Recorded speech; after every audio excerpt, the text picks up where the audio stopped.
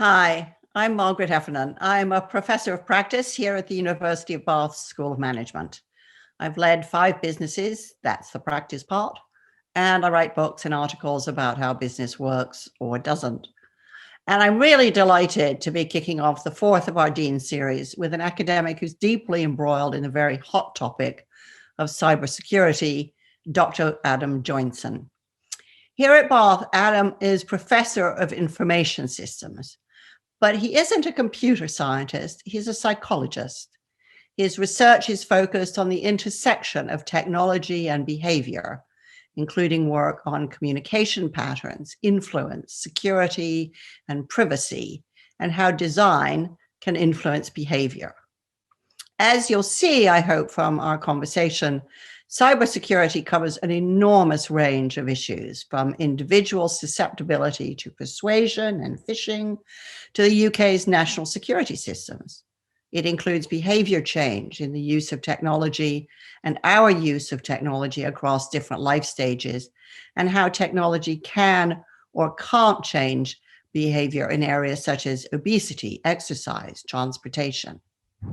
Adam's publications include a privacy dictionary for the automated analysis of texts, as well as a list of measurements and measurement tools for analyzing surveys, as well as the uses and gratifications of Facebook.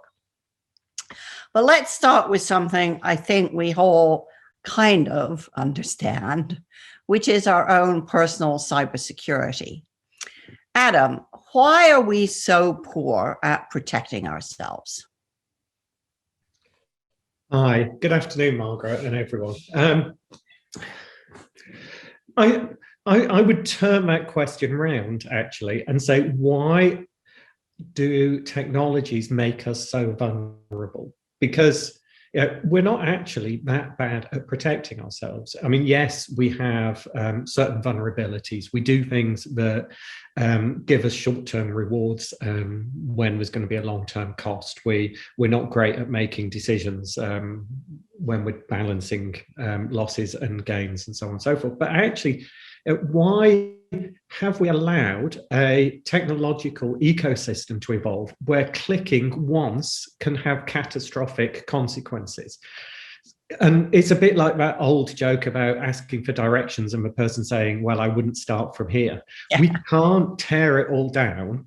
And so we're stuck with a system that was built for effectively trust and openness. And this is the problem, is that it wasn't built to scale. It wasn't built for everyone to use and for the range of uses that we've got at the moment.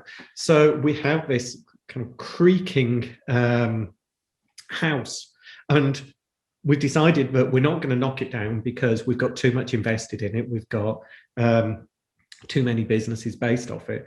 And so instead, all we do is patch it up every now and then. And we blame the residents for a leaking roof when it's clearly, sorry, I'm in metaphor overload here now. But so typically everyone makes mistakes, right? We all do. And sometimes we make mistakes because we don't know what to do. And that can happen sometimes with computers, because they've got so advanced that not many people actually understand what's going on inside and what the vulnerabilities are. But sometimes we also have slips of execution where we know what we're supposed to do. But I mean, anyone who's typed in a password wrong because they've got big fingers or they're rushed or are cold, whatever, know that you can know something, but you can also make a mistake at the same time. And yet in both cases, the computer systems we've built mean that one kind of issue can have really profound consequences for our bank balances, for our businesses, for all of our personal mementos and everything. So one of the things I want to really move away from is blaming users for rubbish systems, because, in the end, we're all trying and we're all trying our best, but, we've built a system that just isn't resilient enough and isn't kind of designed to accept that humans make mistakes. And it's quite interesting, I think, because my sense of this, when I type my password wrong or when I can't remember what was that password for that site, is, I get annoyed with the system because I think actually what an awful lot of all of these businesses have done is pass the security burden down to the consumer rather than absorb very much of it themselves. And it's a little bit like now online, everybody is treated as though we're all crooks until we prove that we're not, rather than a system that we can trust in, so we don't have to keep proving ourselves every step of the way. Yeah, and I mean, I mean, I hate passwords as well. They drive me absolutely nuts. I mean, who would come up with a system where it has to be 8 letters and uppercase, lowercase, alphanumeric? You can't write it down. You can't share it across multiple services. I mean, it's not someone who has any understanding of what human capabilities are in terms of memory and anything else.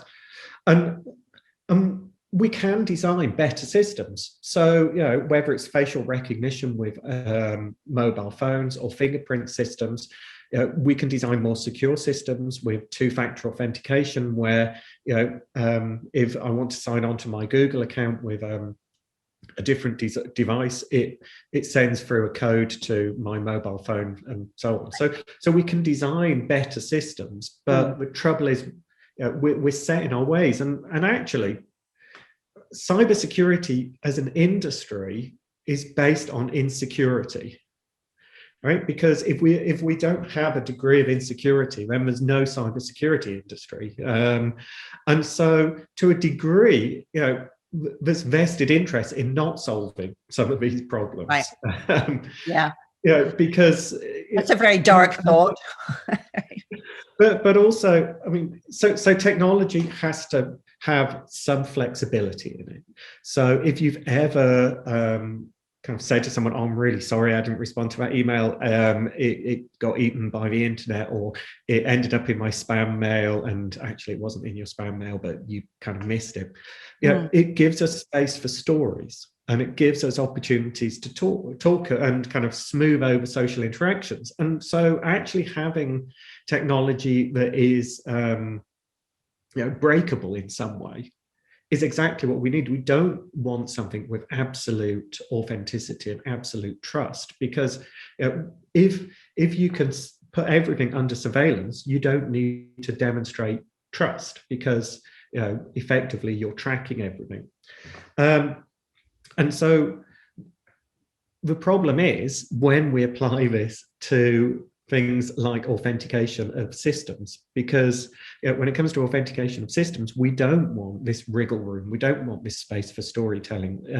If a GPS signal on a boat is receiving a signal from a satellite, we want that to be 100% trustworthy. We don't want a terrorist or a cyber criminal to be able to interfere with that signal and guide the boat sideways into the Suez Canal, or into an area where pirates are operating or whatever.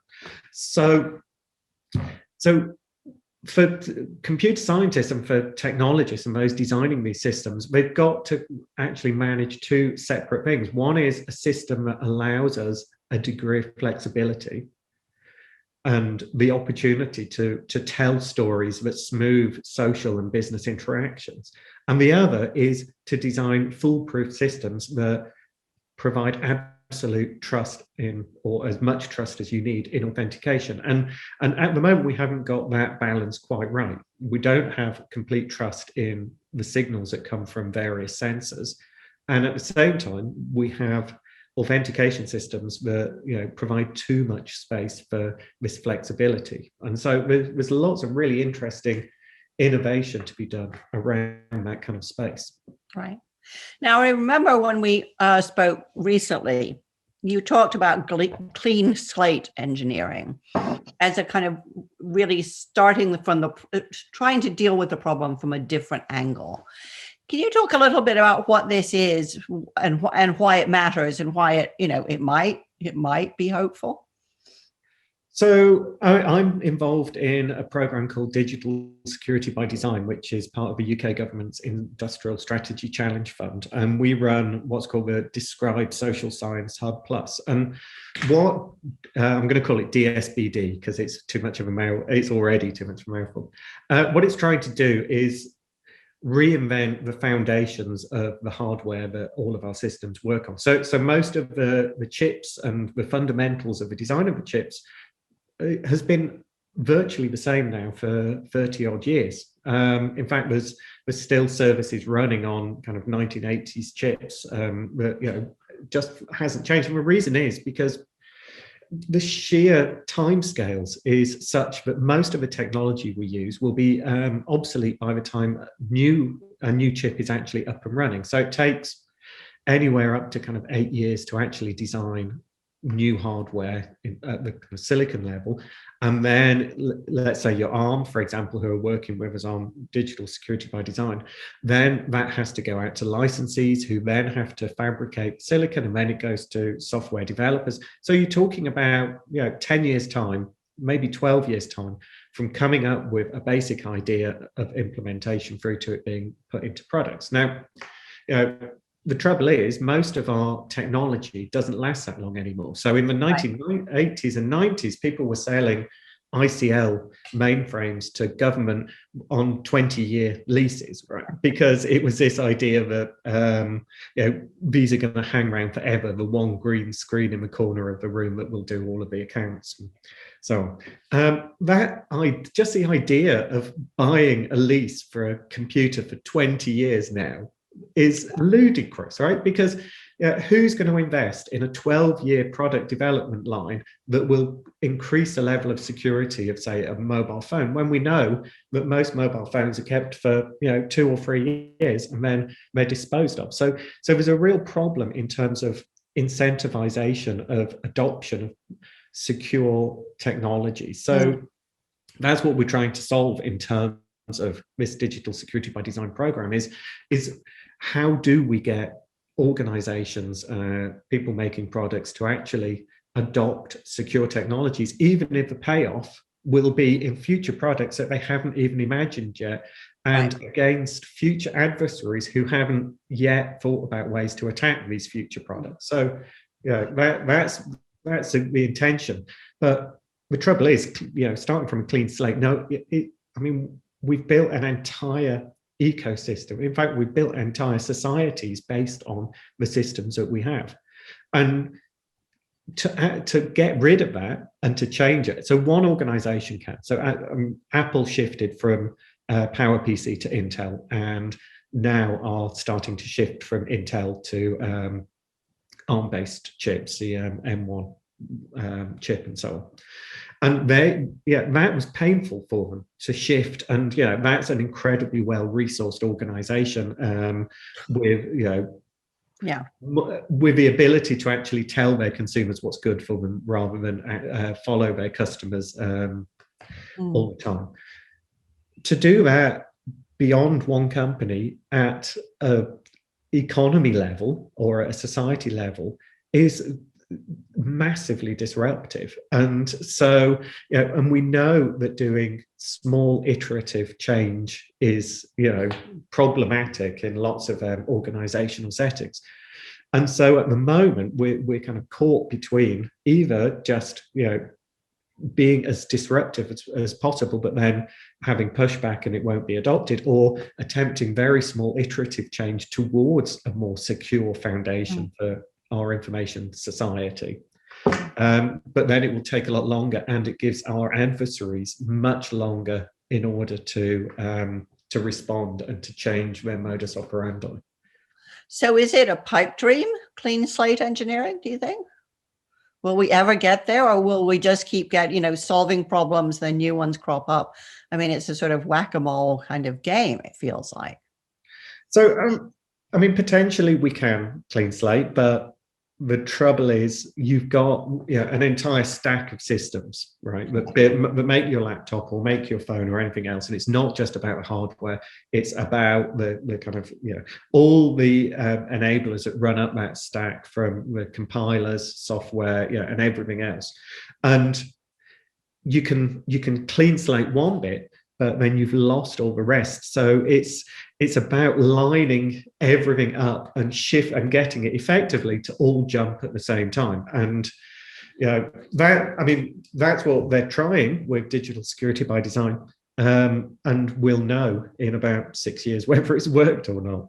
Right. There's a lot of pessimism, but if we're actually able to do it, it means that we're effectively changing the balance between being secure and being insecure in most of the devices that we use.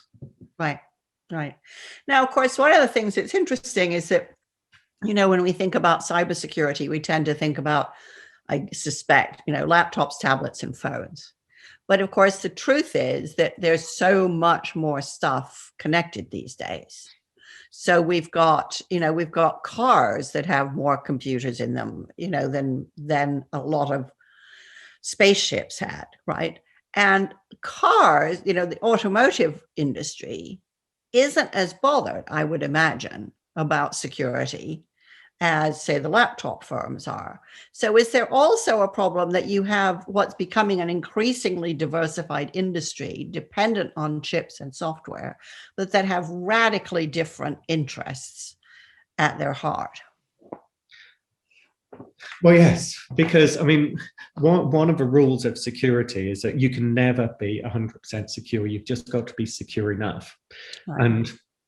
And the issue is where you draw that line and what secure enough is. And my suspicion, and I know this is recorded, so I will say this is purely my own personal impression, is that the car industry's view of what good enough isn't quite as kind of good as many people would like, just as their impression of good enough in terms of crash protection, in terms of seatbelts, in terms of theft protection, and everything else wasn't as good as it could have been, because you're always balancing, or often balancing, security with cost in some form or other, right? Or with performance, one of the two. And that's why clean slate engineering matters, because potentially if you start to remove some of the vulnerabilities at the hardware level, you can improve performance at the same time as improving security. So that's why it matters so much. Now, for car manufacturers, the incentive in terms of improving security, especially kind of digital security, is actually relatively low. Everyone's insured. The car manufacturers don't pay any of the premiums for the insurance. We as consumers pay the premiums. So why should they care if their car is relatively easy to steal? Because it doesn't cost them anything. Most of the chips they use are not the most sophisticated. So, Tesla do over-the-air updates and have all kinds of more sophisticated electronics and everything else in their systems. Most of the other chips in cars are kind of third generation, low-level controller systems. They're not doing a vast amount. They're not connecting usually to the internet. And so, if you went to the automotive industry and said, I can solve security and they just said, well, why on earth would I invest in something that's going to mean rewriting all the software, training all of my engineers? It's not going to really make any difference, because maybe one or two people in each city are plugging into the systems in cars through the port. And we have, the trouble is, but at some point, with 5G and autonomous systems and driving and so on, they're going to start introducing more connected services and more connected systems. But they've been used to not having to worry about security. So just as we've seen, they've designed keyless entry now, so that it's insecure. That effectively someone can stand outside your house and pick up the signal and then use it to unlock your car, at least on some makes. And so again, it's back to the user who has to protect themselves. So all the car forums are full of people who have now got little Faraday boxes that they put their car keys in at night, in order to stop people Yeah. reading the signal off the car key and then being able to get into the car. And, you know, again, this is a thing where we're transferring the requirement for security to the end user. And then we end up blaming the end user when, you know, a few years down the line, someone hasn't put their keys in a Faraday box. And, you know, we go, oh, you know, they're their own worst enemy users, aren't they? But we've built a system. And that's exactly what we've got with digital now, where, you know, effectively we're requiring everyone to have their own Faraday box, but in a digital format, and we blame them when they don't use it. And yet, you know, we've built these things, and it's, you know, this is art. It's not an accident that they act this way. Yeah, yeah. I mean, I think, you know, I hear what you're saying in terms of, you know, essentially passing the burden down to the consumer.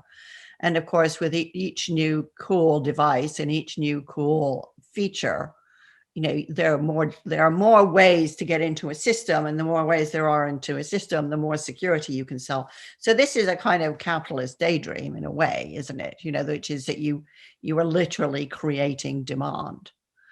So what are the sorts of security issues rationally? Because I did promise, you know, that we wouldn't make everybody completely paranoid. What are the sort of security issues rationally as individuals we should be paying attention to? And what would you say are the really critical issues for corporations? So most of the attacks are phishing attacks at the moment. So a paper came out just today actually showing that there were peaks of attacks around government government initiatives around the pandemic, so lockdown and various things like that. And 86% of those attacks were phishing attacks. The latest UK government data was over 80% of attacks that both large and small organisations, both commercial and charitable, experience of phishing. So that's the most obvious thing, is to look out for phishing. Now, the trouble is, answering emails is, you know, for better or worse, one of the things that we do as part of our job, you know, is kind of click, read, open, you know, respond in some form or other. And the government advice, or in fact, general advice, is that users are trained to spot phishing emails, but actually they're really difficult to spot. You know, some of them are fantastically good, and some of them will always catch you when you are busy or when you're stressed or anything else.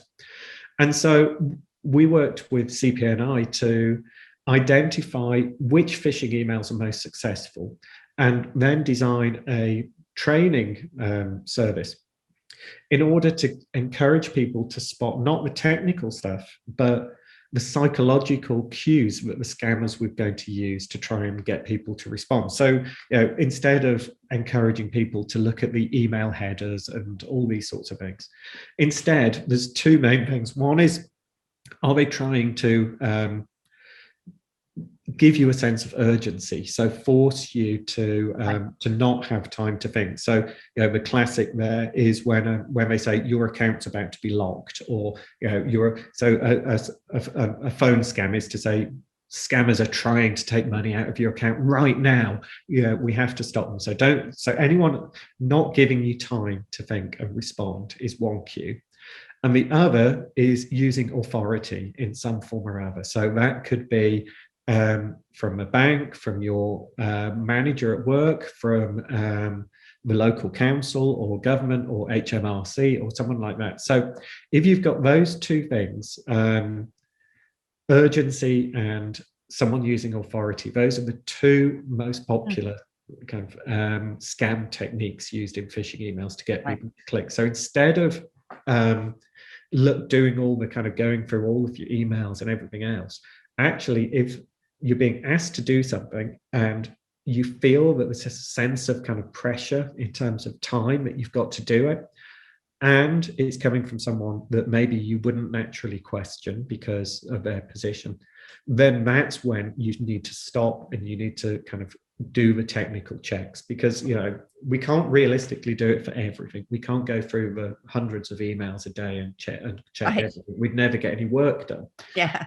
So that's the advice that we have worked on with CPNI, so the Centre for the Protection of National Infrastructure, is to kind of encourage people to look for when someone's trying to persuade you through the language and the cues that they're using, and the environment and situation that they're building. The other thing that we can do, both as individuals and as organizations, is to think about our resilience to cyber attack. Because we, as I said right at the start, we all make mistakes. Even cybersecurity professionals make mistakes. In fact, some of them more than everyone else.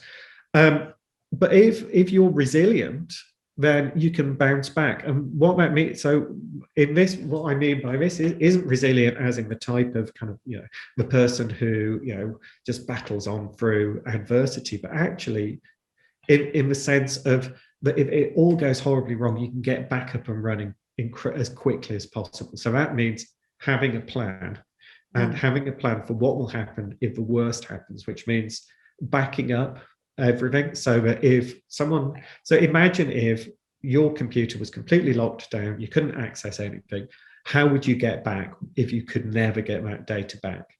And it's about thinking, okay, well, I could put stuff on a cloud server, or I could back it up on a disk and store it elsewhere. And the stuff that you really care about, so maybe not emails, but photos, documents, these sorts of things, making sure that you've got copies of it stored elsewhere, and that effectively, if it all goes horribly wrong, it's not a problem, because you can just kind of rebuild it. And I think the third thing is, if any service has two-factor authentication, but especially email services, then set it up. So two-factor authentication is using two modes to authenticate. So not just a password, but also something that you might have, like your mobile phone, or a dongle that you can plug in, or whatever. And what that means, because email is the way to attack people across multiple domains. If you can get into someone's email, you can get into virtually any other part of their life, because all of our banking, communications go through email or sometimes mobile phone. All of our social media notifications and everything else all come into this one central place. So most important thing is to protect your email, and that means don't have the same password for email as everything else. That's the only one where I'd say have a different password.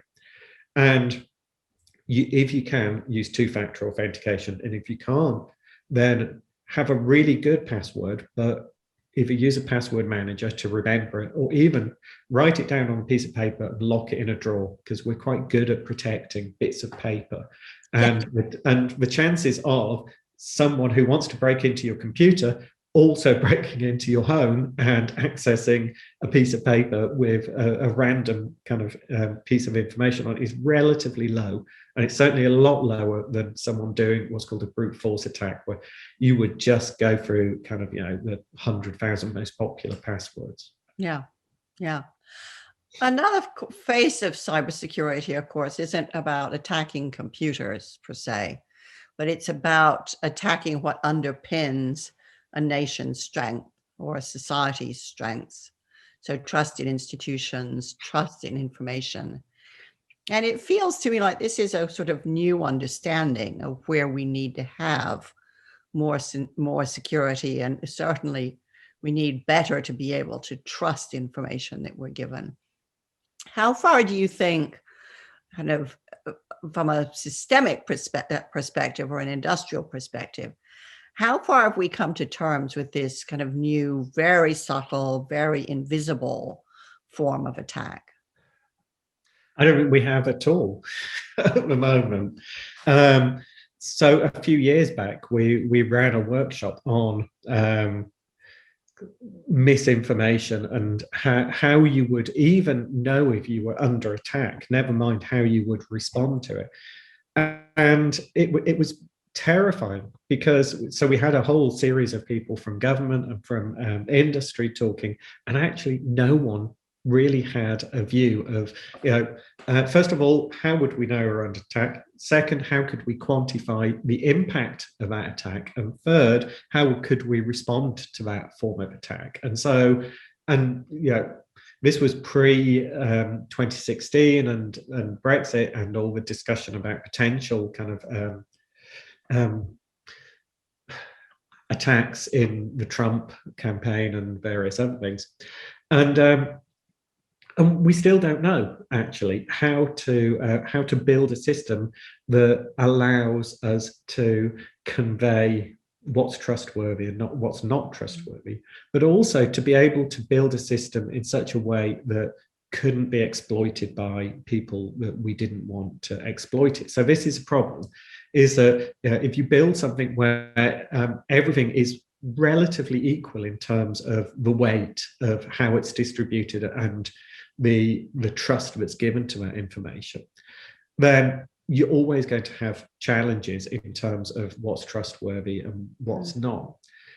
If we build a asymmetrical system where we give certain entities power over kind of what is to be trusted and what's not to be trusted in terms of kind of information resources, then the problem is that can be exploited by regimes that might not value some of the same kind of democratic values as Western societies or some Western societies, or it might be exploited by kind of UK, Western governments in terms of political partisanship or anything else. And so it's always this kind of issue between creating a kind of a level playing field of kind of free speech effectively, and having an authority for what is authentic and what is kind of trustworthy. And I'm not completely convinced we've solved that. And I don't think, I mean, it's almost certainly a problem that's been going on for a long time, way before technology and way before the internet, is how we get this balance between kind of access to information and kind of veracity of that same information. Well, of course, there are famous forgeries all through history, right? You didn't need a computer to start generating fake news. No. Yeah, and forgery and fakery is one of the kind of classics when it comes to any form of crime. So democratization of information dissemination is something that's been of concern as well since the printing press. So it's one of these things where we can't necessarily have a completely kind of open dissemination of information, where at the same time we can censor and control that information in order to. So what we have to do instead is give people the ability or the skills to be able to judge properly what's trustworthy and what's not. So it's going back to the old school digital literacy stuff, which for years in schools was based around telling kids not to use Wikipedia in their essays. and then it went out of fashion because, people like Wikipedia, apart from anything. It turned out to be quite good, actually, and quite reliable. But I think we need to go back to that. I think we really need to think about how we can encourage people to become critical readers of information resources. And to ask the right question about what they're reading, and does it add up, and where is it coming from, and all of those good old fashioned critical thinking questions, right? And also understand why people are tempted to believe in stuff that is, might be a conspiracy theory, might be, it often speaks to something fundamental about distrust of authority and distrust of state-sponsored science in some form or other.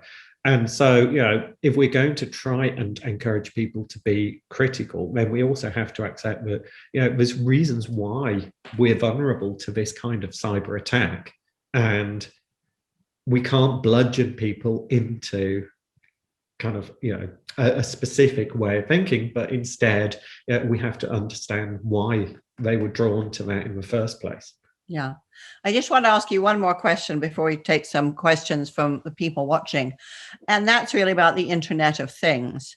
And, I do like to think that I'm not paranoid, but I am absolutely shocked to see the rate of adoption of things like Alexa, online heating systems, online doorbells, online everything, online refrigerators, all this sort of stuff.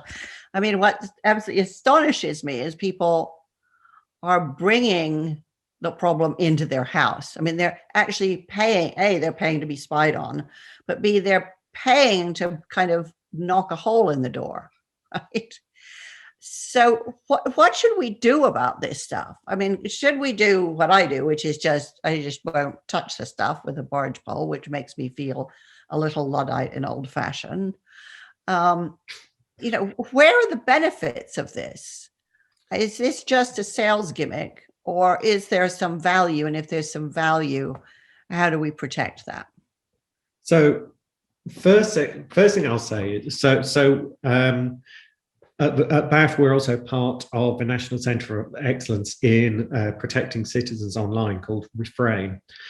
And as one piece of that work, we're beginning by surveying what harm technology can cause, and generally internet harms.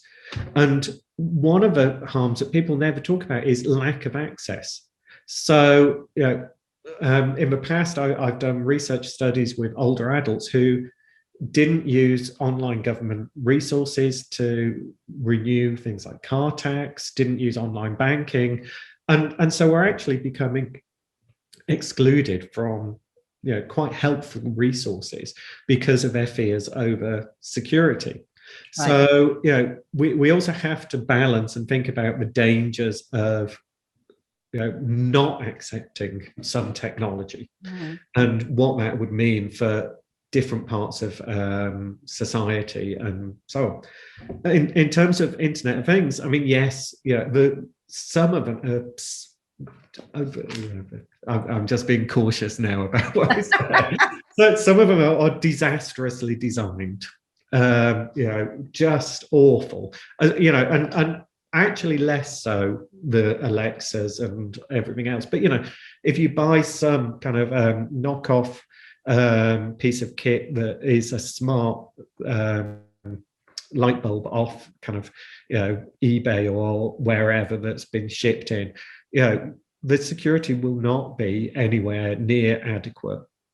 And the danger then is that actually your home network is potentially kind of breachable by your weakest point of entry.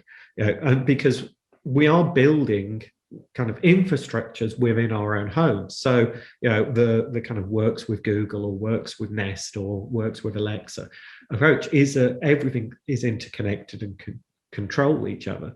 And then, potentially we've got this issue that, you buy a kind of cheapy, smart light bulb off eBay, and that can connect to everything else because it's worked with Alexa. And so before you know it, you've got people who can access all of your other systems, or they can, set your toaster on full and leave it until your house burns down because you've got one kind of, and then where does liability sit? Because the toaster might be, fully secure and absolutely fine, but you've invited into your network and your system bits of kit that aren't kind of up to scratch. So the government is actually looking at a traffic light system, like with food, where effectively, if IoT devices meet certain security criteria, then they get a green badge. And then if they're not, if they don't use adequate encryption, or if they have default username and password that you're not prompted to change, things like that, then they move through amber to red. So there are a lot of concerns about IoT devices. Most of the ones that you can get from kind of reputable companies are, most of the time, okay. They do collect up information, but not to the degree that many of the people fear, I suspect. Yeah, and I would imagine there's also a sort of trade-off in the sense that, okay, there is something that has more access to my network, but is this device actually adding huge quality to my life? The fact that the fridge can order me a new bottle of milk is not really a great advantage to me. But other things, as you say, in terms of access, those might be worth a little bit additional risk. But I'm always just dazzled when people say, "Oh, it's so cool! You can connect it all, and we can have this wildly connected house." And then I think, well, then do you put a Faraday cage around the whole house? Well, because all of this stuff, it's another doorway, right? Well, also when there was an outage of Nest servers, everyone's central heating stopped working in the States, right? And so it's back to the kind of resiliency, which is the more digital you make everything, then potentially the more vulnerable you are to everything going wrong. So you've got to think, can I have heating and can I have hot water if the internet goes down? I mean, in the case of things like a smart thermostat, most of them have manual overrides, but most people don't know where they are. So it's again this of just kind of always thinking, how can I make sure that if things go wrong, I can cope and I can kind of be resilient in some form or other. No, I remember thinking about this when reading all the kind of hilarious stuff that came out around driverless cars. And it was so fabulous, because they could all be connected to each other. And because they were all connected to each other, they could go in convoy, more closely packed to each other than they would normally be, because that would be safe driving. And then I thought, well, that's fantastic. Then you only need to get into one and you can hijack all of the traffic. This is something that the bad guy in Batman would dream up, and it's being presented to us as this great advantage. I want to move to a question now that came from Ann Kelly, which she says, with the new working from home, I would say it now feels rather old, but with the new working from home, or working from anywhere, is the sort of future of hybrid work. What kind of special challenges does that present for cybersecurity, and how far, from what you've seen, and I know it's early days yet, but how far is that a corporate problem, and how far are employees being asked to deal with that burden? Because obviously we moved to it with really no planning. I know. So I think potentially it's more of a problem, just because it looks as if cyber criminals' mode of attack has developed in response to people working at home. So we, there's been concern about people taking devices into work and connecting to work networks and so on and so forth. And there's also been concerns about people accessing work devices, work email, when they're not quite as guarded as in the office. So, maybe at night or at weekend when they're tired and they're not paying that much attention, they might be more vulnerable. We don't know whether that's the case or not at the moment, but it's considered a possibility. In terms of people working at home, I think what's happened is that cyber criminals have moved toward targeting individuals. They've been targeting individuals more, but targeting people, especially when they're stuck at home, lonely, sometimes vulnerable, shielding, or anything else. I would say that they're much more likely to be vulnerable to a social engineering or that form of cyber attack.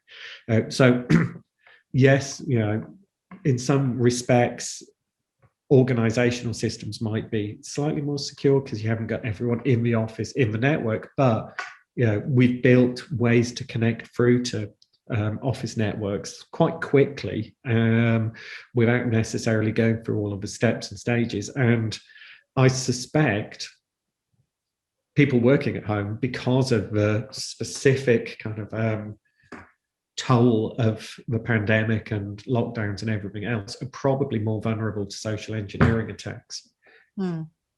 Yeah. So I think it is. I mean, it is a concern. I think the other aspect is probably that people behave differently in the office than away. I mean, in some respects, so quite often what we've seen is that if people have layers of physical security in order to enter an office, once they're in the office, if it's a big open plan office, they're less concerned about kind of security once they're in there. So they'll leave computers unlocked, and they'll put passwords on Post-it notes and these sorts of things, because the physical security kind of gives you a sense that you've got that kind of protection. And you don't have it at home, but we don't know yet exactly how that might change people's pattern of behavior. The other thing, which we know is also a challenge, is kind of code switching effectively. So moving from work and social to work to social and family, and then back again, and having to behave and respond differently. And we know that adds a kind of cognitive load to people to try and manage that transition, because we behave differently. And suddenly we've got this meshing together of kind of family and work and childcare and all the other stuff, which will almost certainly put extra burden on individuals that they need to manage, and they probably need to recognize. I mean, if I was going to go after someone kind of to do something on a computer, I would, target when, they've got kids at home because the schools have been closed, when there's work deadlines and work pressures and everything else. Because, I mean, if you've got primary school kids running around, and a deadline, and various other things, and an email comes through asking for you to kind of quickly sign into something to authenticate something, then you can hardly blame someone if they end up falling for something like that. Yeah. We have another question from Andre Barinia, who says, should we be moving away from using email for this kind of communication? Because we already have alternatives that prevent access from external users like Teams. So would that help reduce the risk? Hi, Andre. It's someone I know. Okay.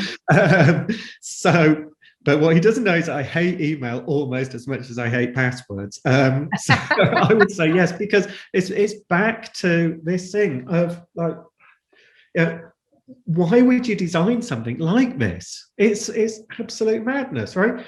I mean, emails are 1950s offices turned into electronic format. Even with carbon copy and blind carbon copy and this weird system. And to me, it feels like, you've just been given a kind of brand new washing machine, which is going to revolutionize your life in terms of cleaning clothes. And you take it down to the river and you use it as something to beat your clothes on to wash them. Why would you kind of build a system that takes an old technology and kind of apply it to the new? So I think, yes, in short, we should definitely get rid of email. It's, I mean, I think for most people, the excitement of a new email coming in has kind of gone old quite quickly. Yes, I'm sure that's true. But what do you replace it with? Because everybody I want to work with isn't on Teams. So I need to be careful about Teams as well, since we use Microsoft as a partner on things. I like systems like Slack, where you can combine kind of video meetings with chat and everything else. I actually think if I was innovating and I was building, this is a space I would kind of build in, because at the moment, we haven't built stuff that reflects how we work and the things that we need to do to work and to create effectively. And, you know, I'm not absolutely sure what we should be building in order to create this, but, you know, something where, you know, you can automatically signify that something has been done and it's kind of followed a trail instead of having to reply to the person would be one solution. So perhaps we need to integrate kind of, you know, project management or task flow into whatever it is we're doing. But, you know, certainly, you know, this is a situation where I would go right down to the kind of bare bones and say, what do we need to do that actually kind of, you know, creates the best flow for kind of our workplaces? And sometimes that isn't about you know, a single message. Sometimes it's about the communication we have around the water cooler or in the kitchen as we're making coffee.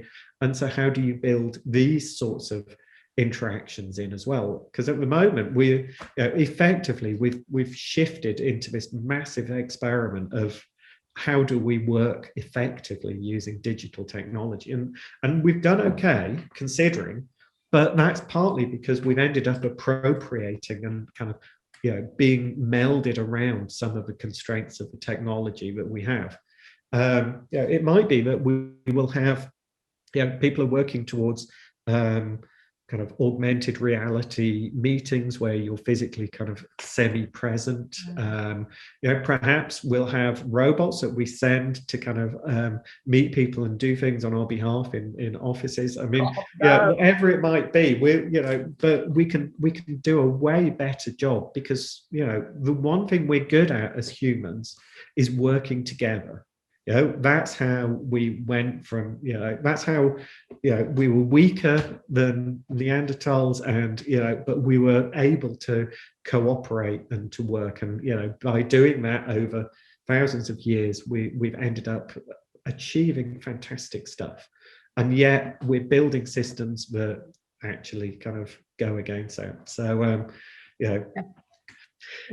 They actively make it harder. We've got one last question from Jeff Sayer, who says, if a foreign power breached our cybersecurity and damaged elements of our national infrastructure using cyber methods, which of course they did in the NHS WannaCry episode, how should we respond? Should a response be limited to cyber offensive methods, or should physical retaliations ever be justified?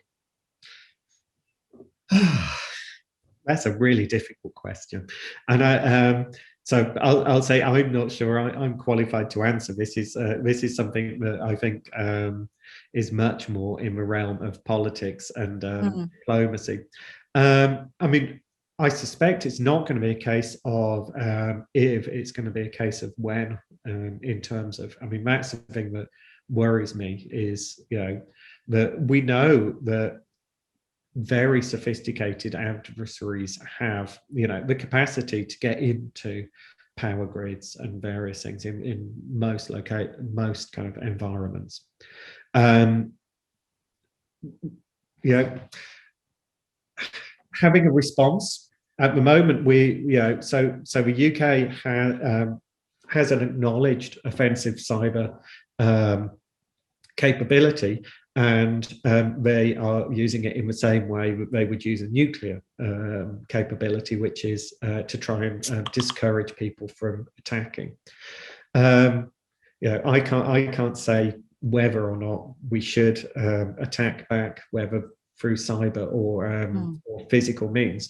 But, you know, one of the challenges is going to be actually finding out who has attacked us, because, you know, it's not that straightforward. I mean, you know, even simple things like, you know, who hacked Sony Pictures took quite a lot of investigative work to identify at least the region of the world where the attackers came from, because it wasn't through digital forensics as much as through the language they used, and the way in which they kind of structured it was reflective of a group of languages in Asian countries and North Korea, rather than used in, for example, Russia or elsewhere. And so, would you want to kind of start attacking a country or a group if you didn't have full certainty about who had actually attacked you? I think, mate, this is the kind of the challenge. Yeah. And one last question, possibly a personal question. I don't want you to give too much away, obviously, but how do you protect and provide security for your systems? So I'm not asking for your password, by the way. No. So actually, I mean, apart from I always switch on two-factor authentication. I always use password managers. And so that means that typically I can use more difficult and multiple passwords across things. I back up all the time and have kind of copies of everything, on physical copies locked in safes at work and on cloud copies and everything else. And usually I'm not very good at replying to emails, and that actually gives me quite if most of the attacks are phishing, then actually being useless at reading and replying emails turns out to be quite a good defense mechanism. Okay, well, I won't send you an email to say thank you very much, Adam. I'll say it right now. Okay. There's clearly an awful lot more we could talk about, but I think the time is against us. We have 2 more webinars in this series coming up that I'll be hosting between now and the summer. Next month, I'll be talking to Joanna Ward Grosfelt about shifting definitions of success in business, the growing ESG agenda, what it means, and how far we can measure the intangibles that matter so much. And our last webinar will feature a conversation with Bath's former Dean of the School of Management, Veronica Hope-Haley, about her current and very live research into leadership through a pandemic. I hope you can join me for both of those. But in the meantime, thank you so much for joining us today. Many thanks to you, Adam, for sharing your work, your concerns, giving us some practical tips. I will now go and back up. And thanks for your contribution to everybody who watched and sent in questions. Thanks so much, and goodbye. Thank you.